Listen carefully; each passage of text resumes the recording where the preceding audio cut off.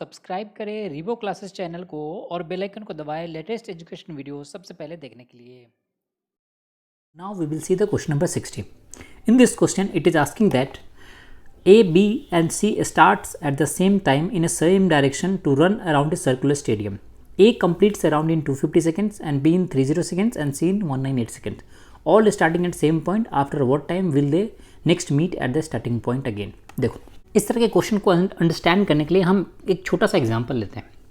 जैसे मान लो एक सर्कुलर मोशन में टू पर्सन किसी ए पॉइंट से स्टार्ट करते हैं, ठीक है।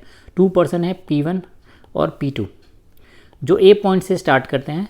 अगर P1 3 मिनट्स में एक सर्किल कंप्लीट करता है और P2 5 मिनट्स में एक सर्किल कंप्लीट करता है तो अगेन दोनों कब मिलेंगे।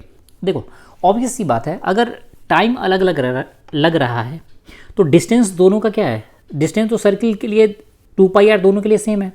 तो जिसकी स्पीड ज़्यादा होगी वो नंबर ऑफ राउंड्स ज़्यादा लगाएगा।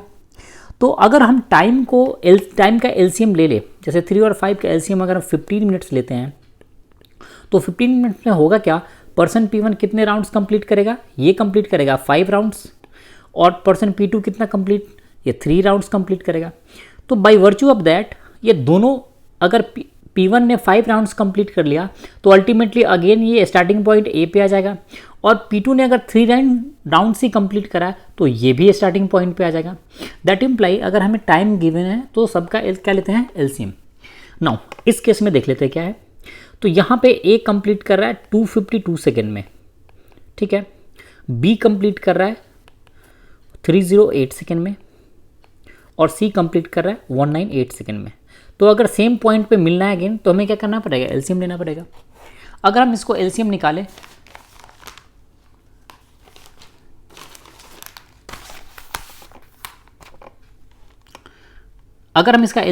तो 252 को क्या लिख सकते हैं, 2 इंटू 126, 126 को हम क्या लिख सकते हैं, 14 इंटू 9। सो अल्टीमेटली हमें क्या मिलेगा, 2 into 3 square into 2 into 7, right. और यहाँ से मिलेगा मुझे value 2 to the power 2 into 3 to the power 2 into 7, right.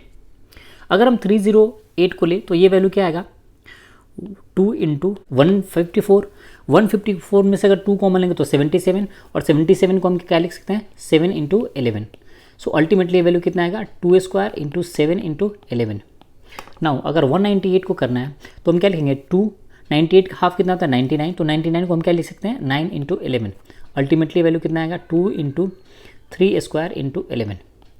अब इन सब का एलसीएम निकाला तो हम सबका हाईएस्ट पावर लेते हैं। तो एलसीएम में क्या करेंगे, सबसे हाईएस्ट पावर 2 की कितनी है, 2 स्क्वायर। 3 की हाईएस्ट पावर यहाँ पे कितनी है, 3 स्क्वायर, और यहाँ पे भी 3 स्क्वायर, तो हम क्या लेंगे, 3 स्क्वायर। 11 1 टाइम्स है तो 11, और ये 7। सो इतने टाइम के बाद वो सब एक साथ होंगे।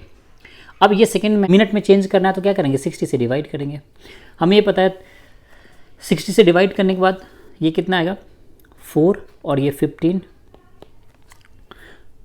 एक 3 से इसको कैंसिल करेंगे तो ये 5। सो अल्टीमेटली हमारे पास ये वैल्यू कितना आएगा, 3 जा 33, और 33 में 7 से मल्टीप्लाई करेंगे तो ये वैल्यू कितना आएगा, 231 डिवाइडेड बाई 5। यहाँ से वैल्यू आएगा हमारे पास 46 minute 12 second, right. So that would be the answer. So जब कभी इस तरह का क्वेश्चन हो, टाइम गिवन है, तो वो सेम पॉइंट पे कब आएंगे, जब हम उन सभी का एलसीएम ले लेंगे, right. Thank you for watching the video.